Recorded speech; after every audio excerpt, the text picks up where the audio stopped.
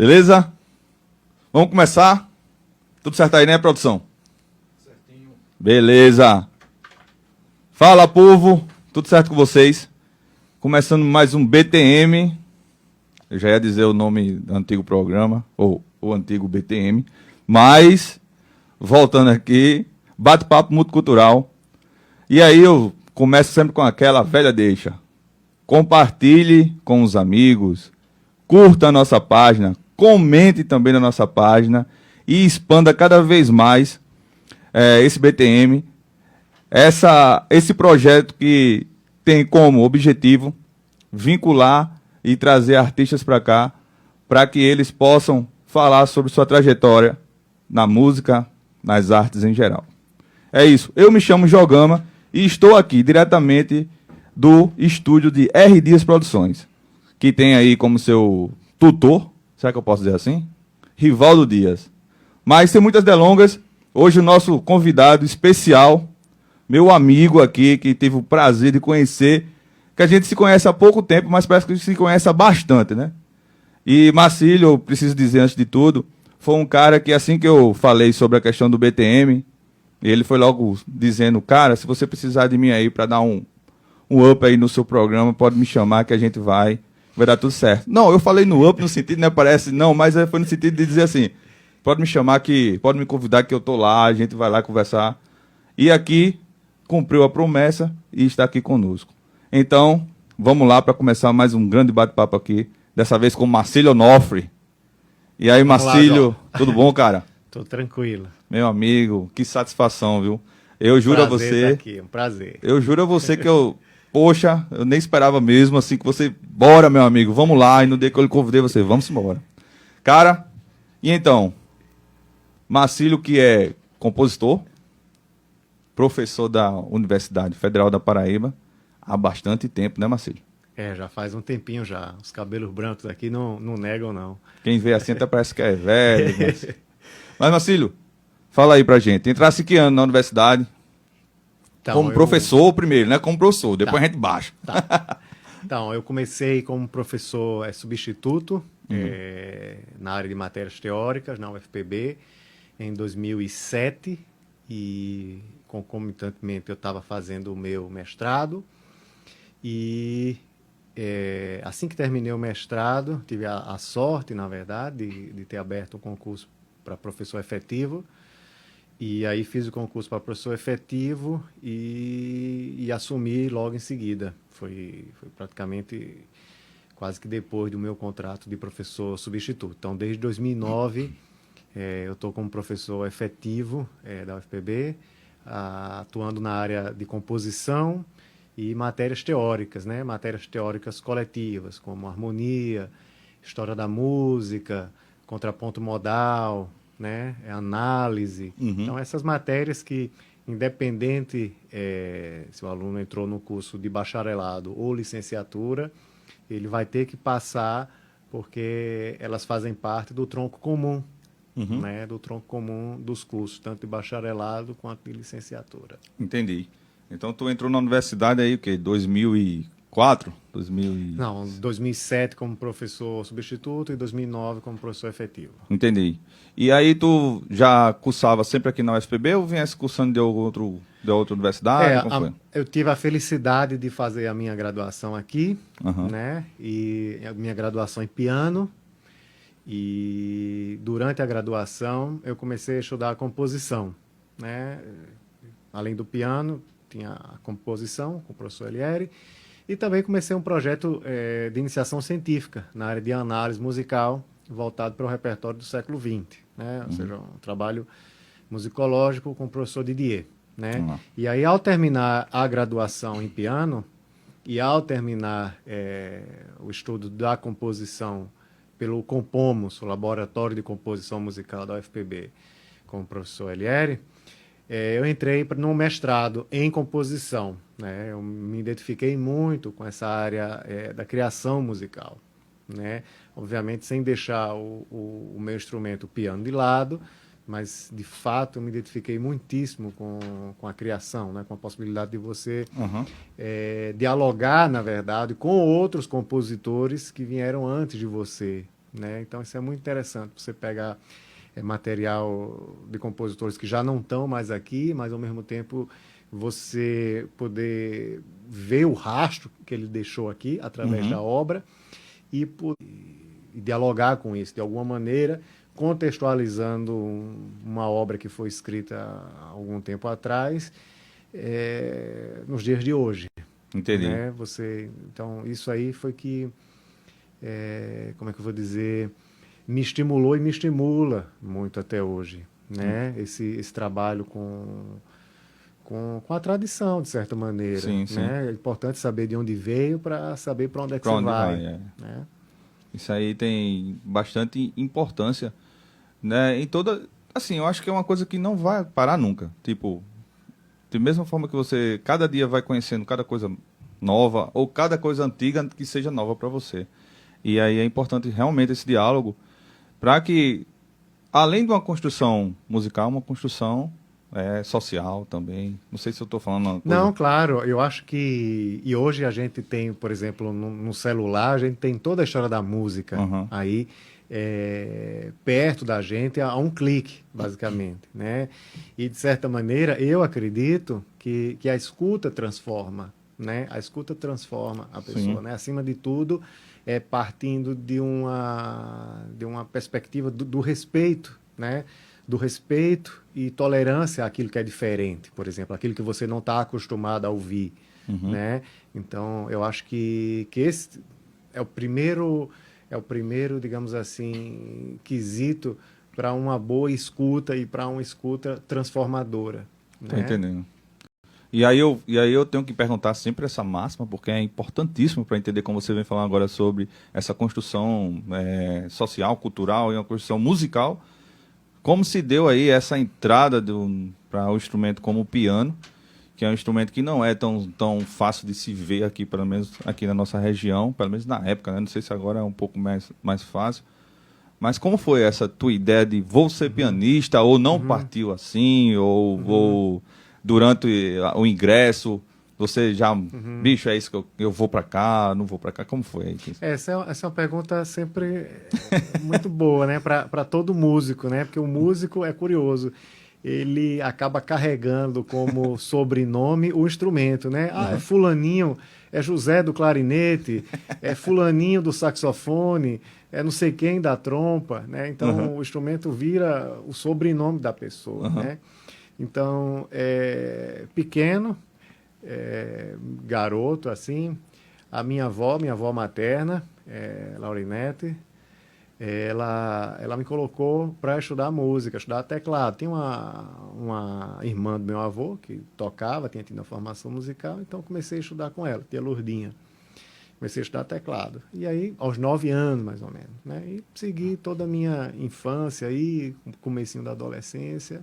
E aí, quando cheguei justamente naqueles anos pré-vestibular, uhum. e aí vai fazer vestibular para quê? Eita. Então, na verdade, é sempre uma escolha difícil, muitas vezes, né? Há uma pressão da Mas, família dizer, às vezes há, às né? vezes não há, enfim, né? Mas aí, para quem já estuda música, de certa maneira, se você olhar para a sua trajetória, vai ver o quanto ela tem sido importante até aquele momento e, na verdade, acaba sendo uma confirmação, né, Uhum, desses anos aí, querer esse degrau a mais, né, que para muitos é um sonho, né, uhum, na verdade, né, fazer uma graduação em música. A gente tem, por exemplo, agora na UFPB, pessoas que não puderam fazer um curso de música quando eram mais jovens.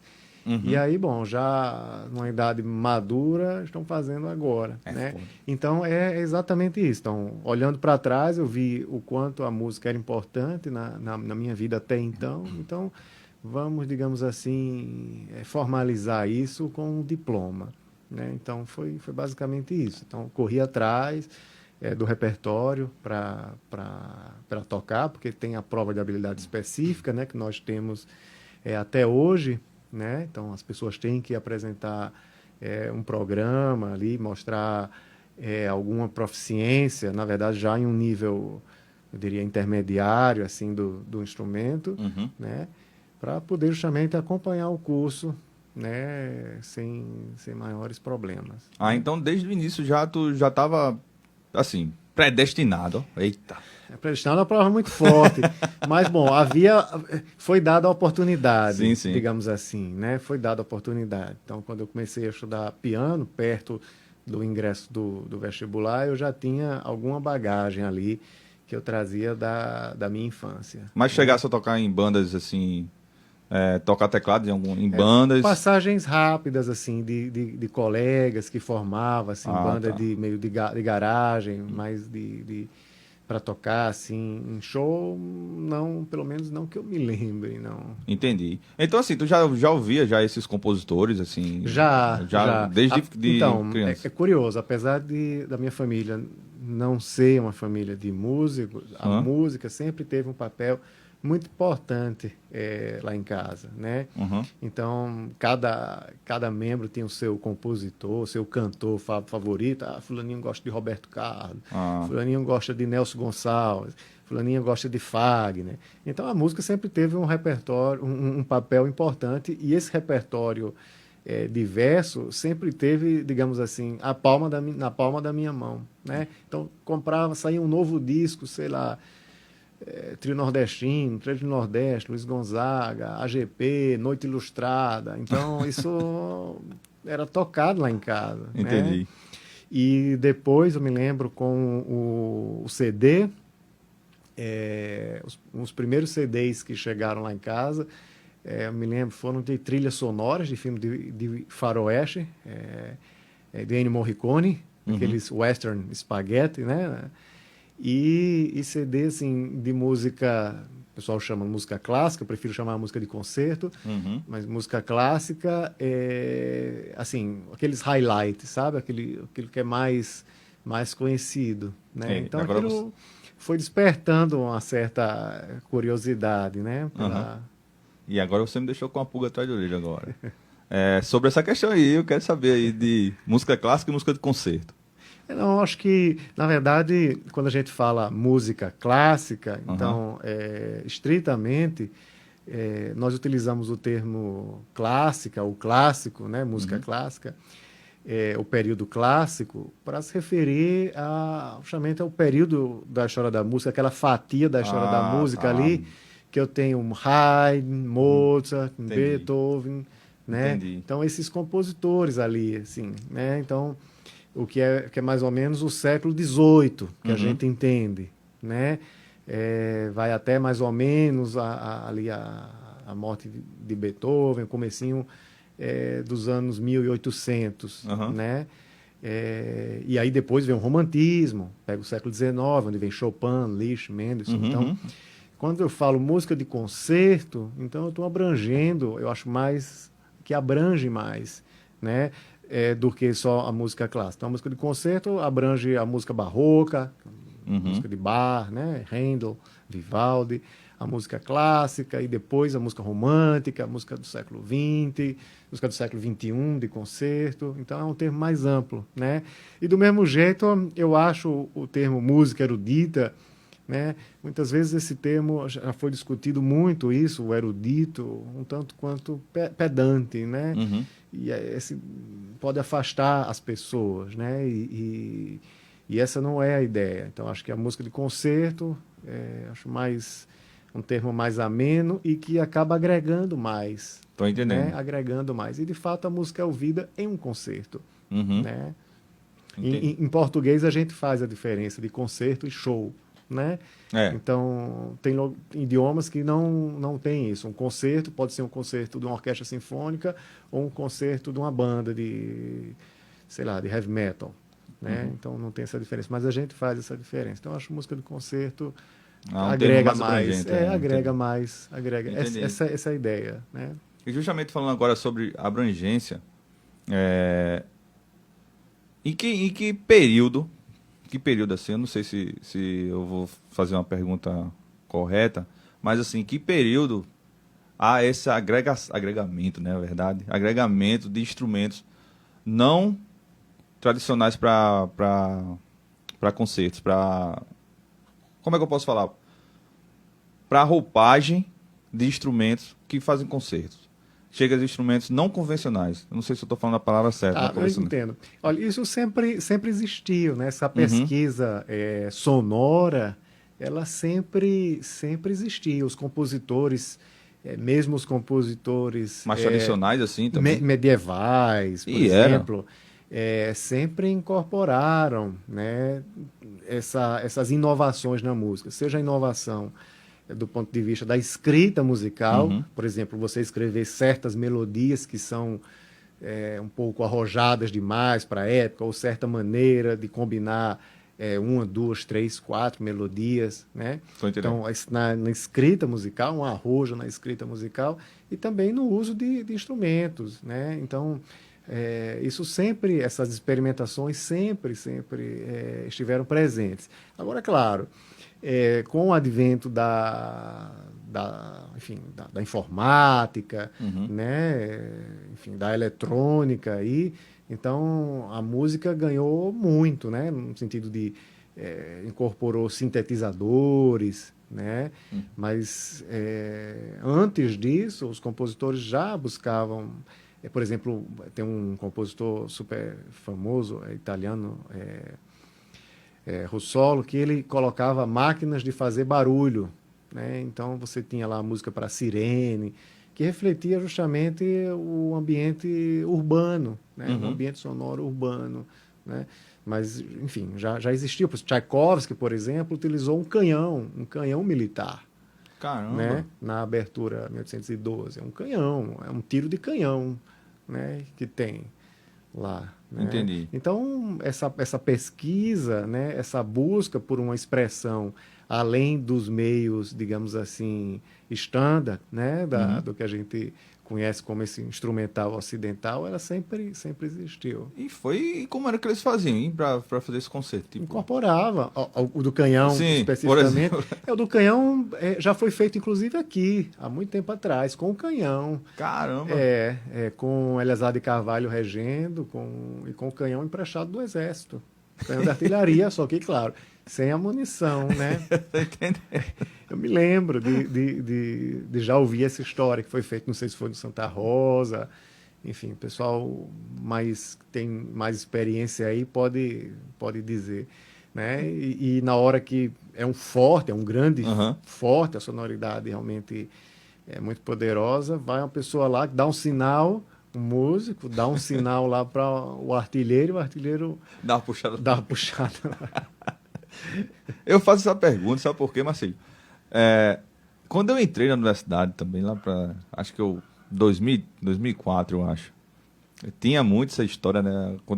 E aí é uma falta de informação também da minha parte, mas tinha muito essa história de que existia uma certa implicância, vamos colocar assim, entre o erudito, a música erudita e a música popular. E eu fiz minha graduação sempre escutando isso, né? E existia uma certa resistência entre um lado que não deixava o outro entrar, né? Mas aí, quando você fala que há uma experiência, então assim, eu acho que não... Então, eu acho que durante todo esse tempo, o departamento de música, enfim, já está numa idade madura. Eu acho que certas coisas foram sendo, digamos assim, incorporadas, né? Uma geração mais jovem foi entrando, né? Muitas vezes com outro pensamento, né? Obviamente, herdeiros dessa primeira geração de professores, né? Muitos deles, na verdade, deixaram seu país de origem para vir dar aula aqui, né? Porque na época que o departamento de música foi criado, muitos brasileiros não queriam vir para cá, para Paraíba, para lecionar. Então, o reitor da época, o professor Linaldo Cavalcante, né, ele foi buscar, através, enfim, de professores já contratados na época, a professora Ana Lúcia Altino encabeçou isso, foi buscar músicos em diferentes partes do mundo que quisessem vir para cá para ser professor do departamento de música, na verdade, criar o curso de música e tocar na orquestra sinfônica na época.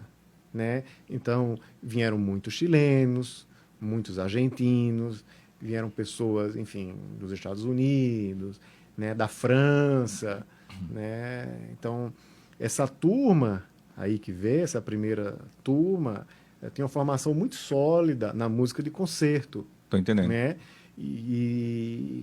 Então, obviamente, a formação que foi dada nessa época foi justamente uma formação sólida na música de concerto, baseada num, digamos assim, nesse grande repertório eurocêntrico, né? Haydn, Mozart, Beethoven, Schumann, né?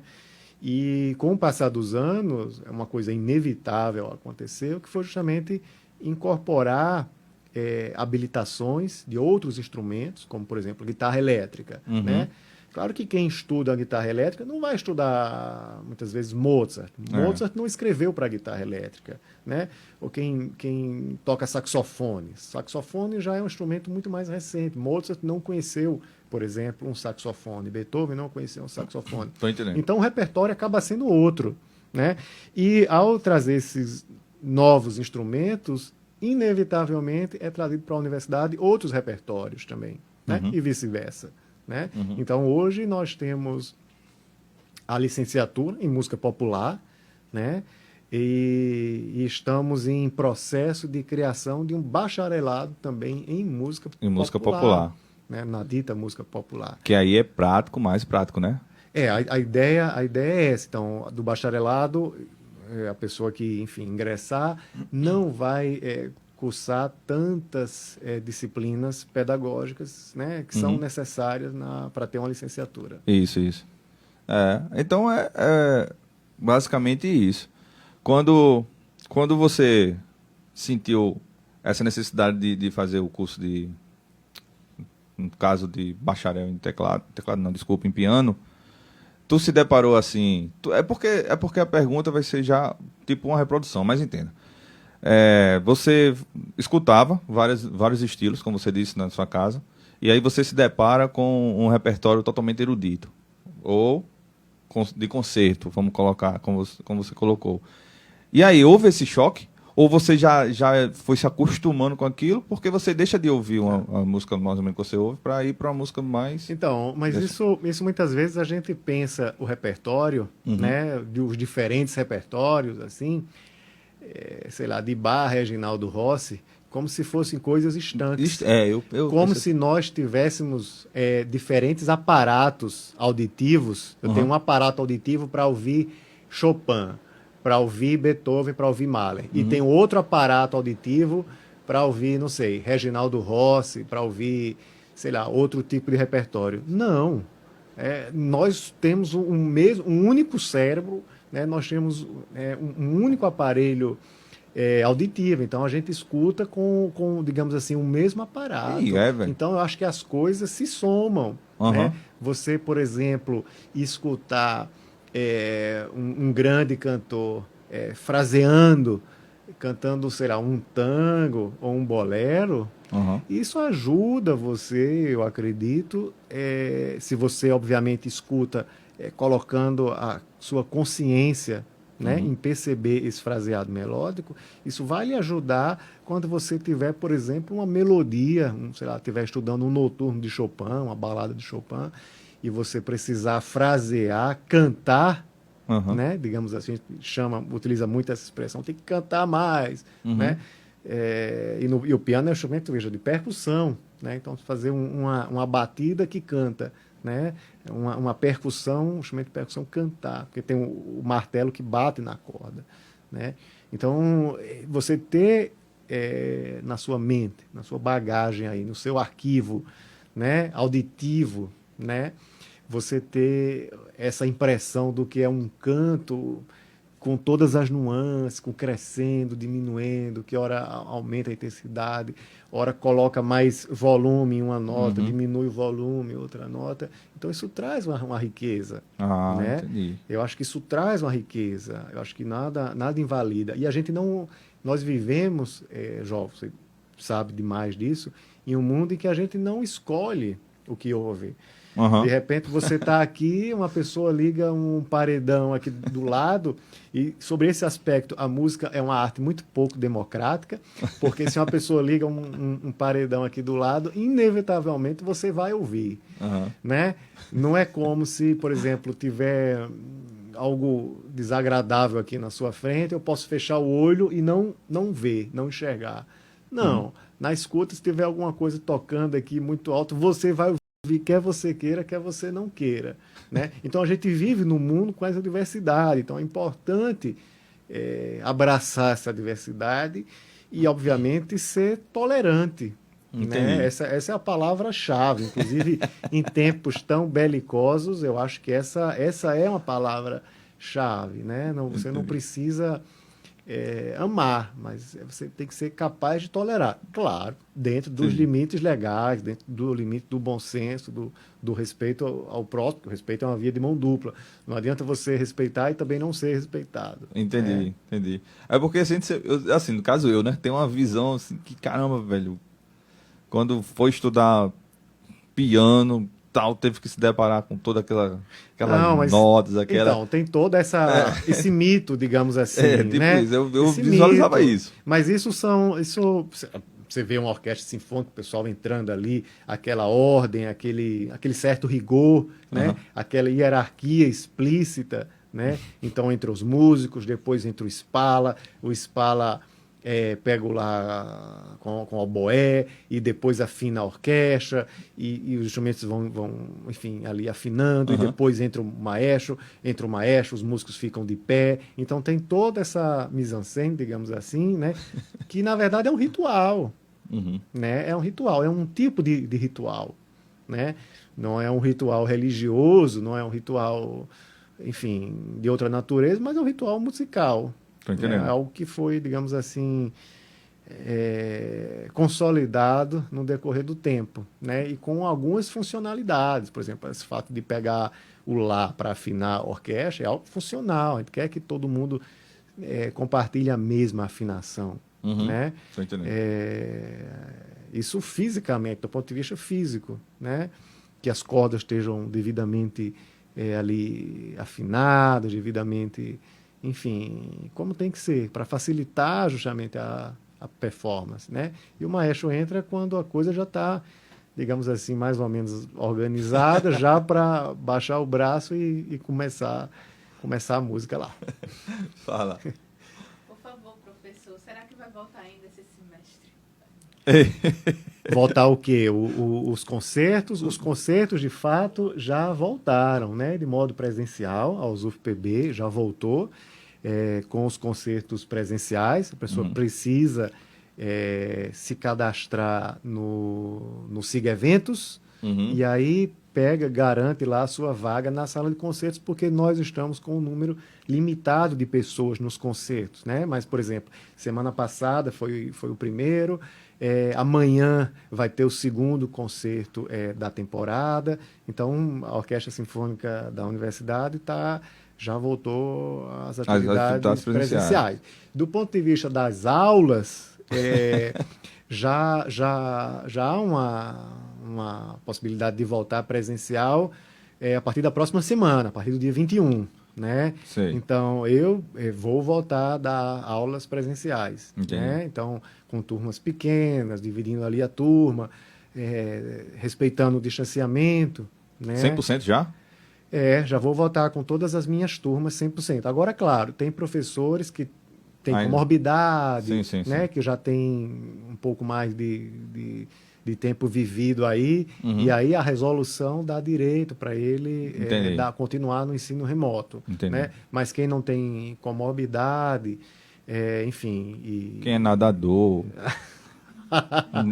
aí pode... longas, né? Longas trajetórias. Como é? Longos percursos. Aí Aí pode voltar ao ensino presencial, 200, rapaziada. 200 metros borboleta.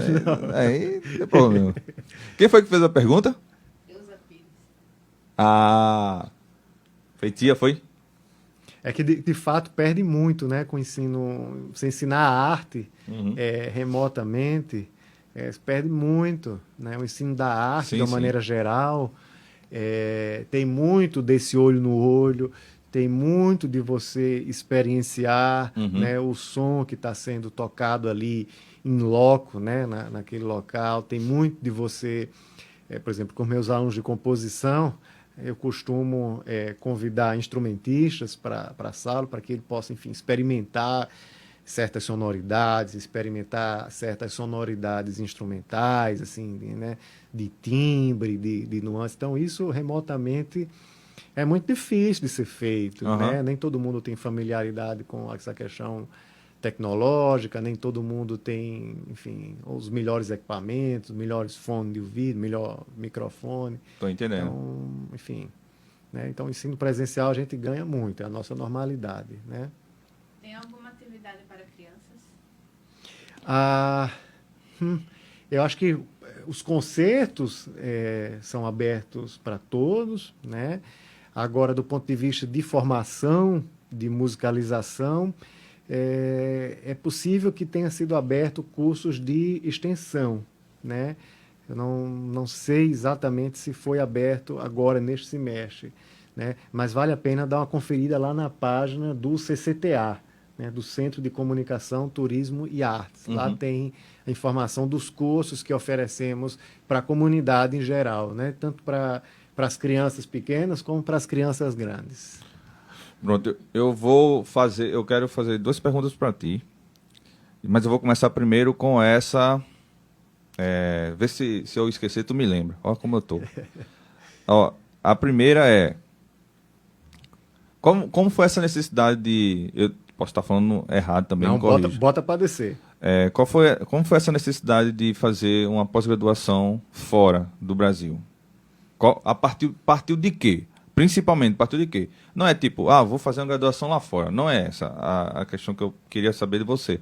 Queria saber, assim, tipo, o porquê mesmo. Então, eu acho que em artes, Uhum. né, de maneira geral, não só a música, eu acho que, enfim, as artes de uma maneira geral mesmo, né, como artesanato, né, tem muito aquela coisa do mestre e do aprendiz, né? Uhum. Então, eu acho que quem vai estudar fora, seja fora do país, ou fora do seu estado, ou fora, enfim, do seu contexto local ali, mais do que tudo, busca enfim, o conhecimento de um mestre, de uma pessoa, né?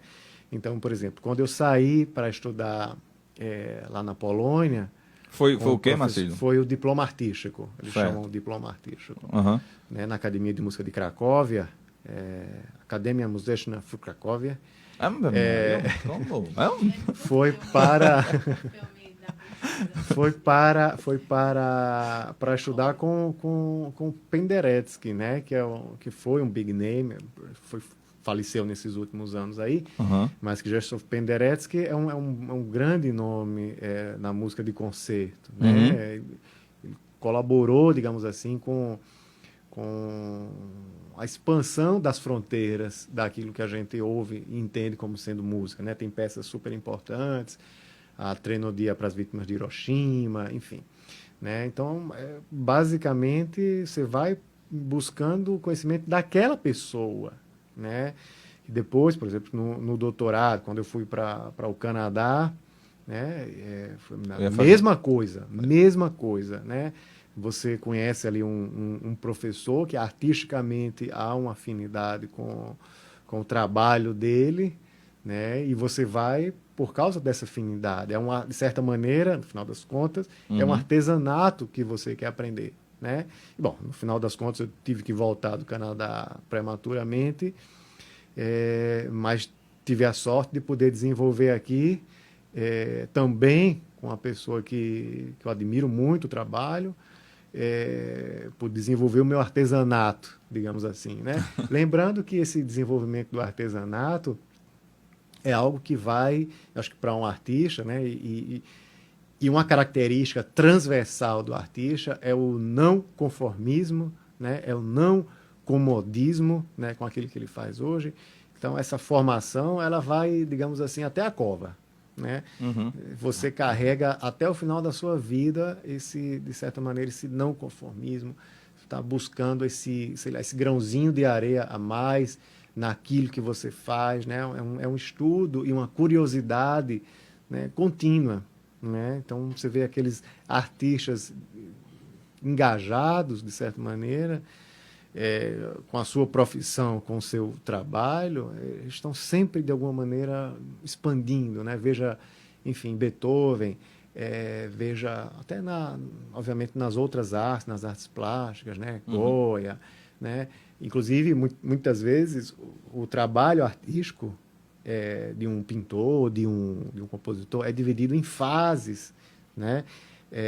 Do ponto de vista pedagógico, né? Então, essa obra aqui é uma obra da primeira fase, da segunda fase, da terceira fase, ou seja, essas fases, no final das contas, elas revelam, obviamente, olhando para trás, né, uma trajetória de vida e essa chama contínua de mudança no fazer artístico, né? Essa curiosidade contínua, né?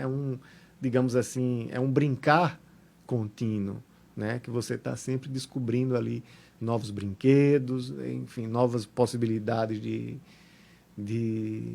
jogar com aquilo. Estou entendendo. Né? Oi. Weber, professor e maestro, sua experiência no exterior foi um marco para toda essa competência e relevância da sua carreira? Eu acho que na trajetória de vida, né, você vai adquirindo experiências, né, e vai refletindo sobre elas. Isso também é super importante, né? Então, eu acho que isso acaba, não sei se dando uma excelência, mas dando enfim, uma visão de mundo mais ampla, né? Que eu acho que é isso que a gente tem que buscar, não só como artista ou profissional, mas como ser humano, né? Uma visão ampla, sabendo que a gente não vai, obviamente, cobrir todos os pormenores, enfim, todos os detalhes que tem da existência do ser humano aqui. Mas, bom, à medida que você se submete a mais experiências diferentes, em culturas diferentes, a tendência é que você abra os seus horizontes. Um abraço, Beto. Rapaz, eu preciso dizer aí que pergunta da gota, meu amigo. Taca, bicho. E aí, depois me manda aí um pouquinho aí dessas palavras aí, pelo amor de Deus, para ver se eu consigo pelo menos elaborar alguma coisa assim, meio nesse sentido aí, tá? Valeu, Betão. Obrigado aí pela presença, meu irmão. Aí, Marcílio, sobre você ir lá, na verdade você vai com esse intuito de, como você falou, do mestre, eu aprendi. Buscar um artesanato, né? E aí, no caso, supriu essa sua necessidade de ir lá mesmo buscar? Foi maior do que você esperava? Ou foi no nível que você também esperava? Não, então... Quer dizer, como é que é maior que esperava? Não pode ser maior que esperava. Isso é muito relativo, porque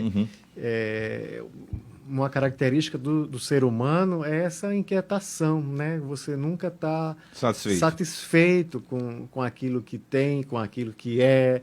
Às vezes isso causa problemas seríssimos, né? De vida, de psicológicos, financeiros, enfim, né? Mas eu acho que essa busca, obviamente, você vai buscar as ferramentas ali, né? Buscar o artesanato, mas essencialmente uma busca para dentro, é uma busca interior, né? Veja, você compor, né? Você está de frente com uma folha em branco, né? E você colocar ali a primeira nota, porque vai ser um dó sustenido e não um ré bemol, ou um mi bemol, não um ré sustenido, um fá, enfim. Por que você vai colocar nota? Porque você precisa de nota para compor. Tem música que não precisa de nota, né, para compor. Então, essas primeiras escolhas, na verdade, o importante é que haja uma conexão com o que você é. E não que você esteja simplesmente replicando um modelo. Isso é o mais difícil. Né? É você tomar ciência daquilo que você é. Então, você precisa entender de onde você veio, qual caminho você traçou, né? Por que você estudou isso, por que você estudou aquilo, né? Ter uma visão crítica sobre isso, né?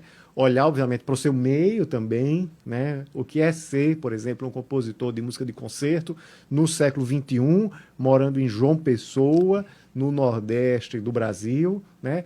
Sem, obviamente, fazer um juízo de valor, né? Claro, claro. Morar aqui não é nem melhor nem pior do que Claro, morar nem lá ou acolá, né?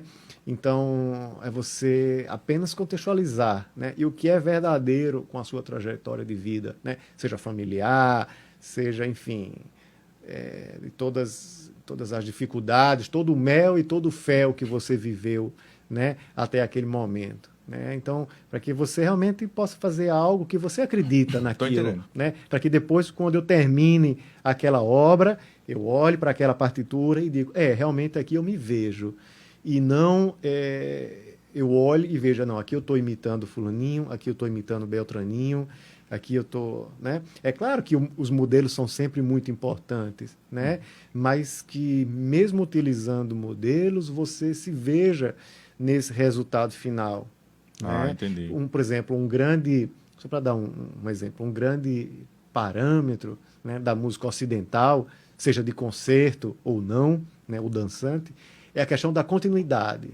Né? A continuidade é algo importante para a música. Então, por exemplo, na música dita popular, a gente tem a força da bateria. Né? E você é baterista, você sabe a importância de um pulso.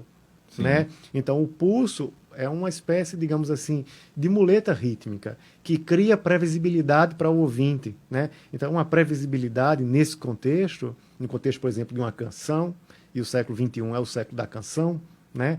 É só você ligar o rádio que vai estar tocando, não vai ser sinfonia, vai ser canção, né? Seja pop, seja hip hop, seja MPB, né? Então, a bateria ela cria essa continuidade no contexto da canção, né?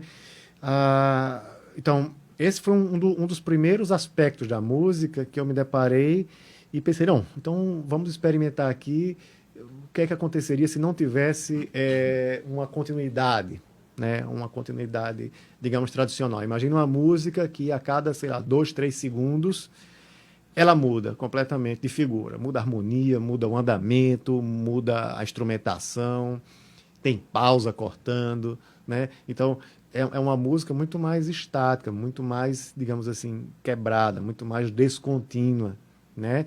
Então, são esses experimentos, de certa maneira, que provocam e estimulam o pensar sobre a escuta, né? E isso me interessa, enfim, me interessou durante muito tempo nesses anos aí de formação. Né? Entendeu? Então tu já saiu daqui já como compositor, não é isso? De certa maneira, sim, eu já tinha Saiu daqui uma não, trajetória, né? Foi para o foi fazer já tinha uma trajetória assim de participar de eventos que são representativos, né?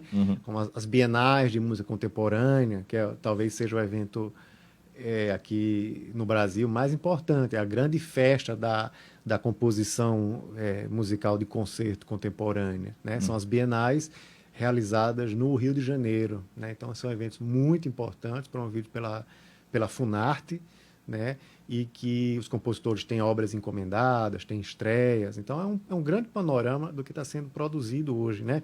Esse pequeno nicho em um contexto musical tão rico do Brasil. Então a música contemporânea de concerto é um pequeno nicho ali, né? Digamos, se tivesse um armário, tem aquelas gavetonas, né? Anitta, por exemplo, uma gaveta gigante, né? Que produz, enfim, o que a mídia, enfim, bombardeia, né? E tem aquelas gavetinhas menores, né? Então a gente está dentro de umas gavetinhas dessas menores, assim, a música contemporânea de concerto, mas há uma produção grandiosa. Há uma produção significativa. Entendi mesmo. E aí também tenho que fazer essa pergunta, porque eu preciso fazer essa pergunta, porque eu sou curioso pra caramba. Qual foi o impacto em termos de estrutura, tanto acadêmica como física? Olha, eu acho que há um senso comum de que tudo que lá fora é bom. É bom, tudo pronto, lá pois fora é. assim. É por isso que a curiosidade é assim. Mas, enfim, eu acho que para quem vai estudar fora do do Brasil, enfim. A questão da estrutura, muitas vezes, é muito melhor do que a gente tem, né? Acaba tendo mais dinheiro, acaba tendo mais, enfim, estrutura, mais instrumentos, né? Mas eu acho... Mas tem uma estrutura... pelo menos as instituições pelas quais eu passei, estudando, fazendo cursos, né? Participando de festivais, né? Então você via realmente a estrutura é uma estrutura boa, mas música não é feita de paredes, né? Música não é feita enfim, né? De carpete, né? Claro, Música é feita essencialmente de pessoas, né? De pessoas capacitadas. Então, é feita essencialmente de pessoas, né? Então tem que ter essa boa vontade, tem que ter enfim, esse profissionalismo, né? E aqui, João Pessoa, eu considero que a gente, enfim, que a gente vive em um meio privilegiado, né? Privilegiado, e estamos, de certa maneira, desfrutando da herança que foi, digamos assim, que foi criada lá atrás, né? Quando, se lembra que eu falei que Sim, o sim. departamento de música foi criado lá Sim, atrás, sim, então vieram sim. vários professores, Isso. né? Então a gente ainda está surfando a onda, enfim, dessa primeira leva. Então aqui quem estuda música aqui no âmbito da UFPB, seja música de concerto, seja chamada música popular, seja, enfim, qualquer natureza, quem estuda composição, música contemporânea, né? Eu acho que tem muita oportunidade para fazer muita coisa, né? A cidade em si, João Pessoa, é uma cidade muito musical. A cidade tem uma cena, por exemplo, orquestral muito forte. Então, antes da pandemia, aí, nós tínhamos a orquestra sinfônica, a orquestra sinfônica jovem, né? A orquestra do município, né? A orquestra da cidade de João Pessoa. Que é 5 de Então, agosto? não, 5 de agosto é a banda, A banda, do tem município. razão. Então, para uma pessoa, por exemplo, que toca violino, que toca viola, que toca violoncelo, não é difícil eu acredito, entrar numa orquestra dessa, né? E, enfim, começar a sua trajetória, né? Tanto é que os meninos aqui da gente, depois que se formam, muitos vão para o exterior, né? Já tem uma bagagem orquestral muito grande. Então, possivelmente, já vai ter tocado boa parte das sinfonias de Beethoven, já vai ter tocado as sinfonias de Mozart, mais conhecidas. Então, toda essa bagagem o pessoal leva para fora, né? E nós temos excelentes alunos, ex-alunos, construindo carreiras brilhantes, carreiras muito dignas, no Canadá, né? Nos Estados Unidos. Então, isso é, obviamente, motivo de muito orgulho para a instituição. Sim, com certeza. Né? Então, acho que o diferencial, Jó, é sempre esse. É mais do que a estrutura, é estar num lugar em que você possa ter acesso às pessoas. Estou né? entendendo. As pessoas, a grupos, né? Para que você possa desenvolver a parte de música de câmara também, né? Para o instrumentista. E para o compositor é essencialmente importante estar perto de pessoas que possam tocar as suas obras, né? Porque a partir do momento que você escreve uma obra, o aprendizado, digamos assim, não terminou aí, né? O fato da obra ser tocada, você poder ouvir a própria obra, você acaba aprendendo também com os resultados da obra, porque uma obra de arte, de certa maneira, ela traz consigo um risco, né? Ela traz consigo um risco. Você lembra que eu falei da questão do modelo? Então, Sim, não é sim. simplesmente replicar o modelo. O modelo a gente já sabe que funciona, né? Mas dentro daquele modelo, você vai, enfim, mexer ali, colocar o seu grãozinho de areia ali. Então, esse grãozinho de areia vai ou não vai funcionar? E isso só vai ser descoberto na escuta, né? Então, a questão do aprendizado não para com a partitura, né? A partitura não é a música. A partitura não é a música, é uma abstração, né? Do que pode ser a música, né? A música, ela se realiza a partir do momento que ela é tocada. Sim. Né? E entre, muitas vezes, aquilo que é imaginado pelo compositor, né? E aquilo que soa de fato, há uma distância gigantesca, né? A gente tem que ter a humildade de reconhecer isso. Então, por isso é importante ter a obra executada, né? E os experimentos, enfim. Entendi. Fala. Jovem, Ah, valeu, Jobs. Valeu, Jobson. Obrigado aí, velho, pela presença. Grande nadador de borboleta. Grande nadador. Então, Marcílio, eu fiz essa pergunta, esse questionamento, sabe por quê?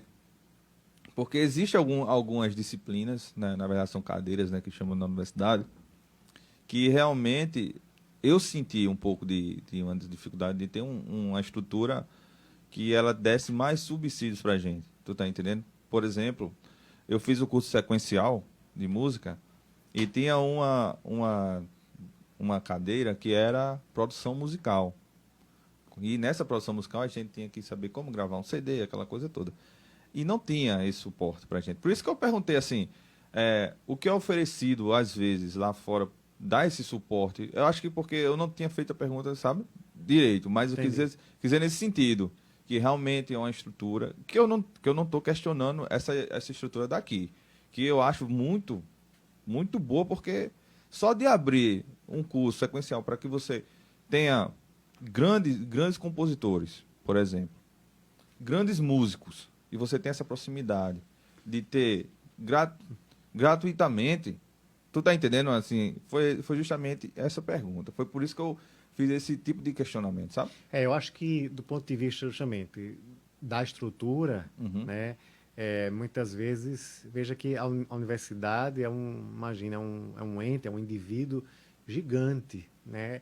E muitas vezes um indivíduo gigante, assim, enfim, com tantos professores, com tantos funcionários, com tanta burocracia, às vezes não anda no ritmo que se espera, né? A gente tem que reconhecer isso, né? Os passos são mais lentos, digamos assim. Então, às vezes, demora um pouco mais para conseguir um equipamento, numa licitação, num pregão, né? Às vezes não tem disponível, às vezes, enfim, não tem o recurso, né? E a gente tem enfrentado cortes, digamos assim, importantes nos últimos anos, né? Então, isso realmente Dificulta, né? dificulta muito a aquisição. Mas eu acho que a vontade, a ânima, né, a garra para fazer música e enfim, para formar as pessoas da melhor maneira, isso não falta. Isso. Né? Esse é o nosso diferencial.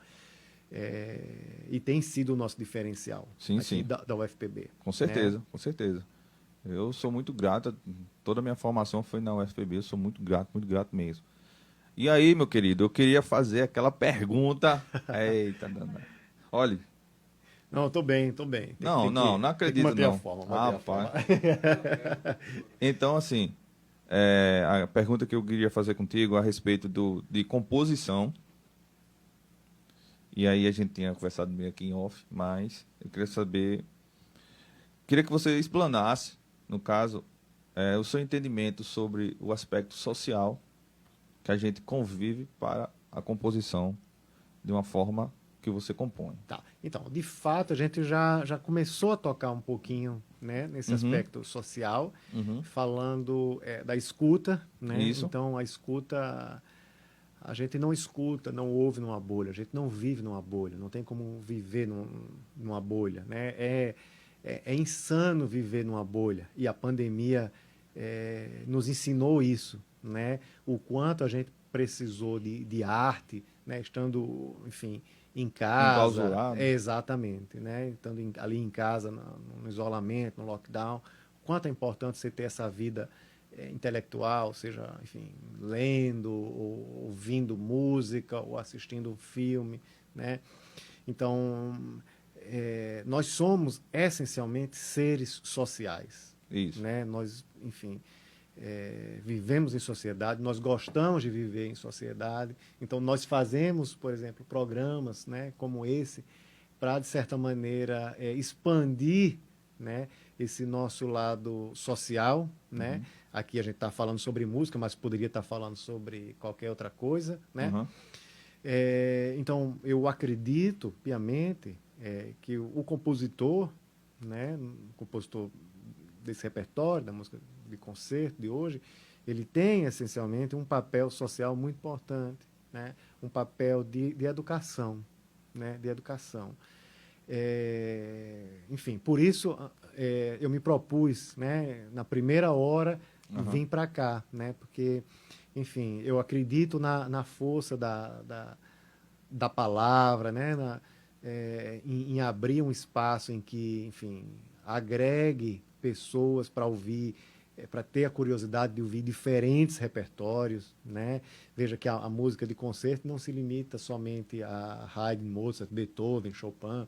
Não, mas tem compositor hoje, muitas vezes tem vários compositores na sua cidade, né? Então isso é muito importante, você ter esse engajamento social na formação de plateia, por exemplo. Eu considero que isso que eu estou fazendo aqui com você, depois eu posso até deixar, se você permitir, alguns links Claro. para ouvir, enfim, o repertório do nosso Com laboratório certeza, de composição musical, né? Então eu acredito que isso aqui, de certa maneira,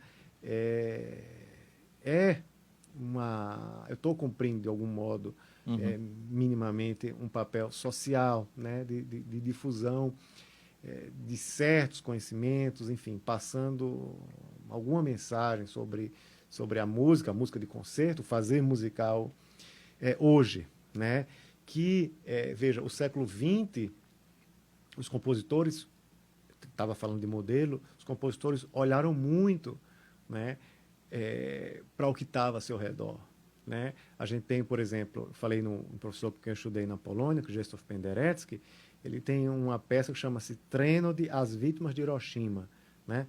Então, uma trenodia é como se fosse uma canção fúnebre. Né?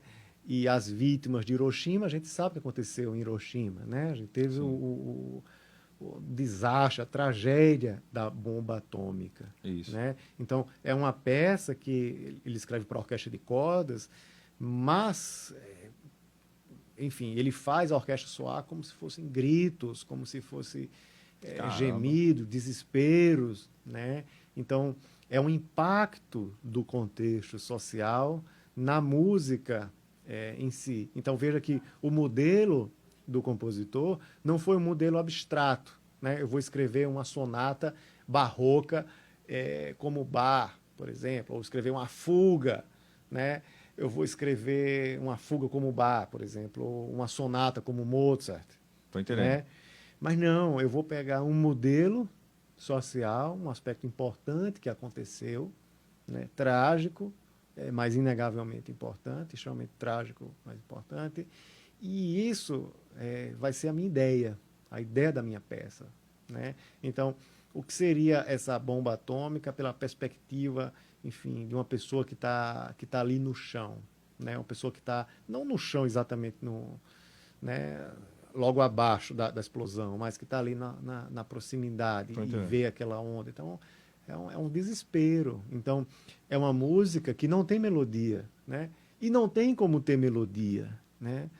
Não faz sentido. Como é que você vai fazer uma melodia para uma bomba atômica que pulveriza pessoas? Né? Então, tem que ser música com ruídos, que simulem gritos, que simulem desespero. Né? Nenhuma melodia vai ter um impacto, né? Que você ouvir cordas tocando no agudo, sem ter uma altura específica. Né? Então fica aquele emaranhado sonoro, quase como se fossem agulhas ali, super dissonantes, agulha ali furando ali, né? Então, é um contexto social que reflete na ideia musical, reflete na técnica composicional, né? Porque ele não vai ter como uma sonata, um tema A, um tema B. Não faz sentido isso nesse contexto, dessa ideia. Né? E vai refletir no material em si. Né? Então, veja como a coisa é complexa. E os modelos, digamos assim, né? Esse contexto mais humano, mais próximo da gente, está aí ao nosso redor o tempo todo, né? Esperando ser descoberto, esperando, de certa maneira, ser achado, né? Pelos compositores. Né? Então, muitas vezes, por exemplo, você vai nos nossos concertos do Laboratório de Composição Musical, do Compomos, inclusive, nós já temos alguns agendados com a Orquestra Sinfônica da Universidade, o primeiro deles sendo agora em 3 de junho. Esses discos aqui, desculpa te interromper, esses discos aqui são do Compomos, né? Do laboratório, exatamente. Certo. São trabalhos coletivos dos compositores do Laboratório de Composição Musical do Compomos. Então, muitas vezes, nesses concertos, o compositor sobe no palco para explicar um pouco, para comentar um pouco da peça, de onde vem a ideia, né? Porque muitas vezes você não vai ouvir uma canção que há uma alternância de refrão, estrofe, né?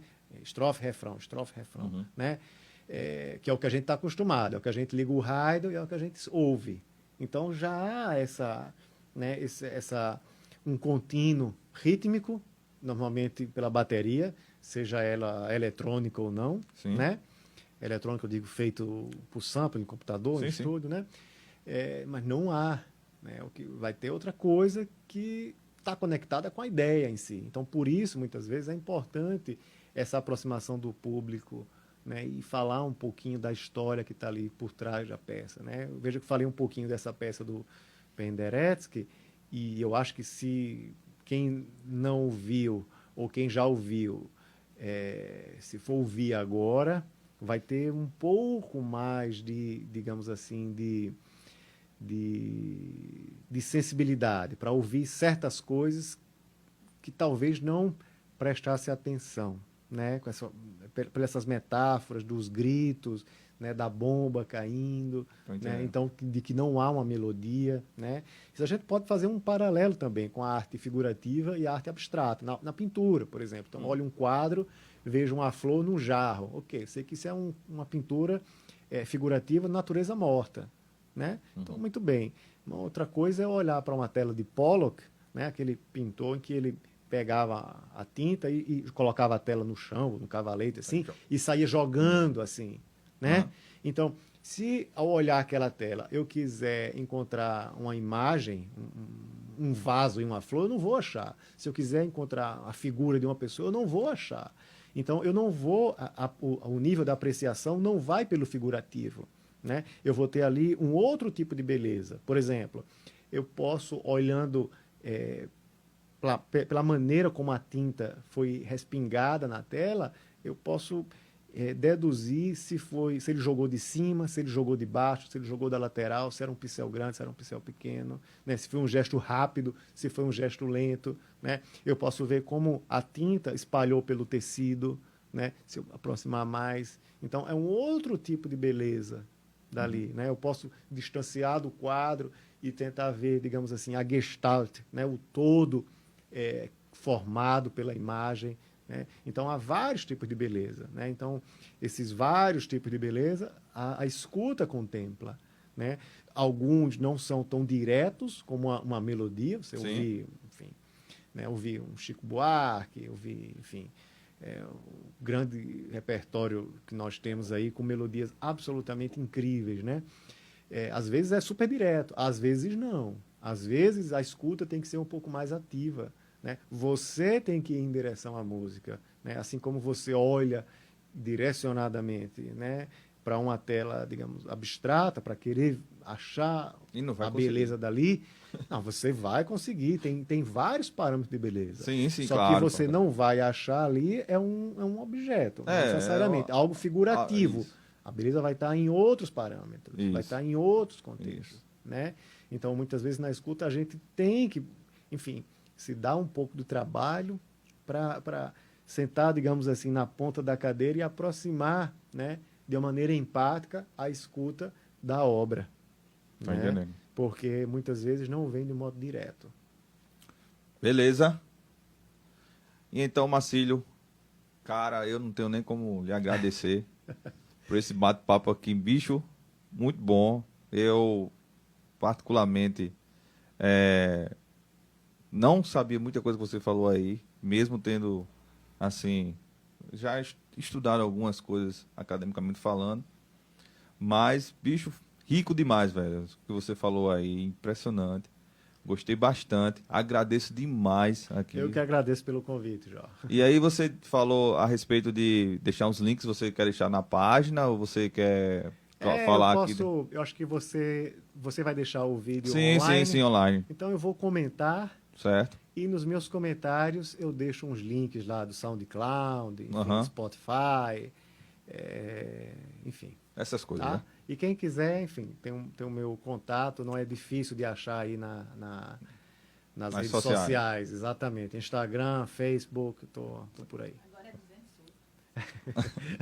200 Então, pessoal, queria agradecer a todos aí, o nosso tempo já está acabando, realmente que o Instagram está querendo dar um corte. Então, muito obrigado a todos. Novamente falando, compartilhar, comentar, curtir, mandar para os amigos aí, expandir aqui cada vez mais. E mais uma vez, agradecimentos a R. Dias Produções, a Aleta Galiza, a Patrícia Virgínia, que são essas pessoas que estão nos dando suporte aqui para toda quinta-feira acontecer esse bate-papo.